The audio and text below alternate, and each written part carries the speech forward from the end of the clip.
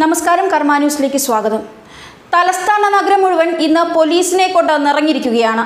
തലങ്ങും വിലങ്ങും പോകുന്ന വാഹനങ്ങളെല്ലാം ചെക്ക് ചെയ്യുന്നു. സംശയം തോന്നുന്നവരെയെല്ലാം കസ്റ്റഡിയിലെടുക്കുന്നു. ബൈക്ക് യാത്രക്കാരെ മുഴുവൻ തടയുന്നു. കൊലപാതക പരമ്പരയ്ക്ക് തുടക്കമിട്ട ഗുണ്ട മയക്കുമരുന്ന് മാഫിയകളിലെ കണ്ണികളെ തേടിയുള്ള നടപടിയുടെ ഭാഗമായാണ് റെയ്ഡ്. വർദ്ധിച്ചു വരുന്ന ഗുണ്ട മയക്കുമരുന്ന് മാഫിയയെ പൂട്ടാനാണ് ഓപ്പറേഷൻ ബോൾട്ട് എന്ന പേരിൽ പോലീസ് പുതിയ പദ്ധതി തയ്യാറാക്കി നിരത്തിലിറങ്ങിയിരിക്കുന്നത്.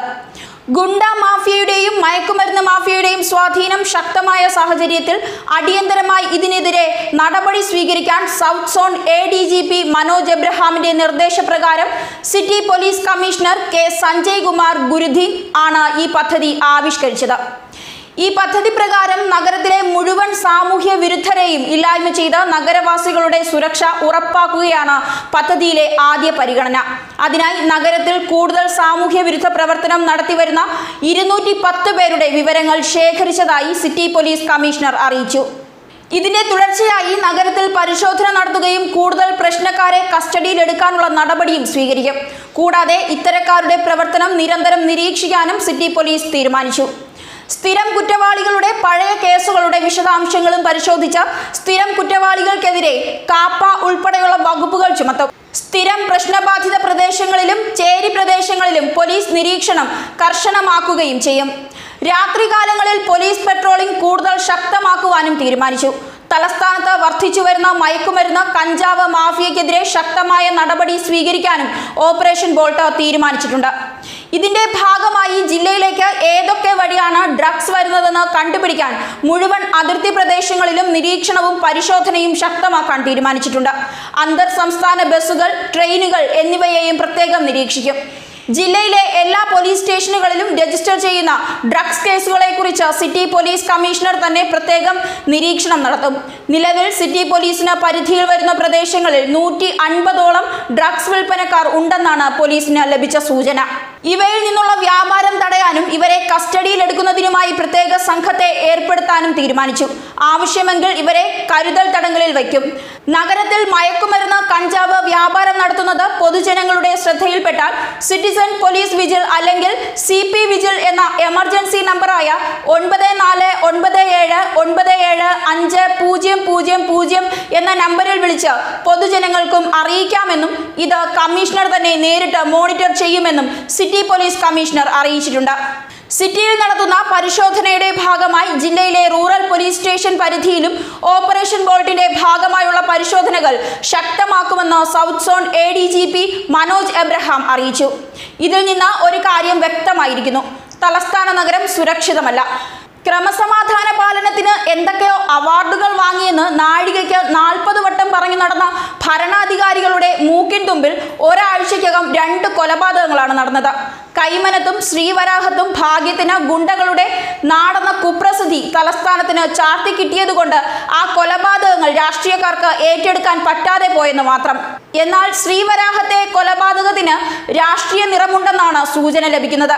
കുറ്റവാളികളെ വേഗത്തിൽ പിടികൂടുന്നു എന്നതാണ് സർക്കാരിന്റെ മറ്റൊരു ഗുണമായി പറയുന്ന കാര്യം. എന്നാൽ പിടികൂടുമെന്ന് തന്നെ ഉറപ്പിച്ചു ചെയ്യുന്ന കൊലപാതകങ്ങളാണ് ഇപ്പോൾ കൂടുതൽ നടക്കുന്നതും.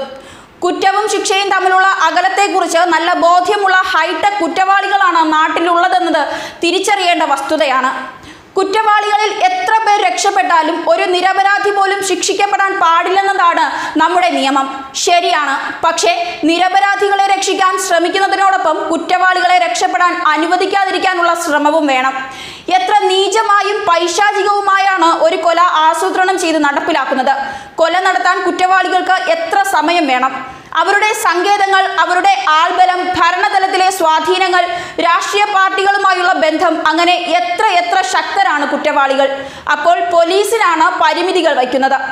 നിഷ്പക്ഷമായി നീതി നിർവഹണം ചെയ്യാനാകാതെ മാറി മാറി വരുന്ന രാഷ്ട്രീയ കക്ഷികളുടെ ഭരണ നടത്തിപ്പുകാരായി മാറുന്ന അവസ്ഥയാണ് അവർക്കുള്ളത്.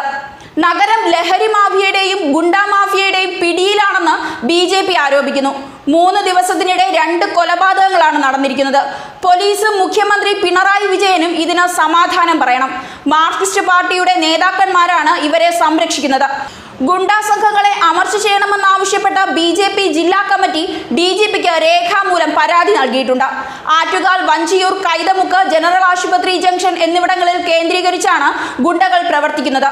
കൊലപാതകങ്ങൾ നടക്കാൻ സാധ്യതയുണ്ടെന്ന് പരാതിയിൽ സൂചന നൽകിയിട്ടും യാതൊരു നടപടിയും പോലീസ് സ്വീകരിച്ചിട്ടില്ല. ഫോർട്ട് പോലീസ് സ്റ്റേഷന് കീഴിലാണ് ഇത്രയും അക്രമം നടക്കുന്നത്. സ്റ്റേഷനിലെ ചില ഉദ്യോഗസ്ഥന്മാരും ഗുണ്ടകളുമായി ചങ്ങാത്തത്തിലുമാണ്. പ്രതികളെ പിടിക്കുന്നതോടൊപ്പം അവരെ സംരക്ഷിക്കുന്ന പോലീസുകാർക്കെതിരെയും നടപടി സ്വീകരിക്കണമെന്ന് സുരേഷ് ആവശ്യപ്പെട്ടിട്ടുണ്ട്. ശ്രീവരാഹത്ത് RSS പ്രവർത്തകരെ ഗുണ്ടകൾ വധിക്കാൻ ശ്രമിച്ചു. മുൻപ് ഒരു കൊലപാതകം ഇവിടെ നടന്നിട്ടുമുണ്ട്. ശ്രീവരാഹം ക്ഷേത്രം കേന്ദ്രീകരിച്ചാണ് ഇവരുടെ താവളം. നിരവധി കേസുകളിലെ പ്രതികളാണ് ഇവിടെ തമ്പടിക്കുന്നത്. ഇവരെ പോലീസ് പിടികൂടാത്തതിനാലാണ് വീണ്ടും കൊലപാതകം നടന്നത്. സാധാരണക്കാർ രാത്രി 12 മണിക്ക് ശേഷം റോഡിൽ നിന്നാൽ പോലീസ് പിടികൂടും. എന്നാൽ അട്ടക്കുളങ്ങരയിലും മാനവീയം വീഥിയിലും പുലരുവോളം നിരവധി സംഘങ്ങളാണ് തമ്പടിക്കുന്നത്. ഇവിടം മയക്കുമരുന്ന്, ലഹരി വിൽപ്പന, വിതരണ കേന്ദ്രങ്ങളായി മാറുന്നുമുണ്ട്. പോലീസ് നടപടിയൊന്നും തന്നെ സ്വീകരിക്കുന്നുമില്ല. നടപ്പാതകളും പുറംപോക്കുകളും അനധികൃതമായി കയ്യേറി മാർക്സിസ്റ്റ് പാർട്ടി നിർമ്മിച്ചിരിക്കുന്ന പാർട്ടി ഓഫീസാണ് ഗുണ്ടകളുടെ അഭയകേന്ദ്രം. തമ്പാനൂർ, വഞ്ചിയൂർ, കൈതമുക്ക് എന്നിവിടങ്ങളിലാണ് ഇത്തരത്തിലുള്ള കേന്ദ്രങ്ങൾ. പെരുമാറ്റച്ചട്ട ലംഘനമായതിനാൽ നടപ്പാതകളിലെ പാർട്ടി ഓഫീസ് പൊളിച്ചു മാറ്റണമെന്ന് തെരഞ്ഞെടുപ്പ് മുഖ്യ ഓഫീസറോട് ആവശ്യപ്പെടേണ്ടതും ഈ സാഹചര്യത്തിലാണ്. ന്യൂസ് ഡെസ്ക് കർമ്മ ന്യൂസ്.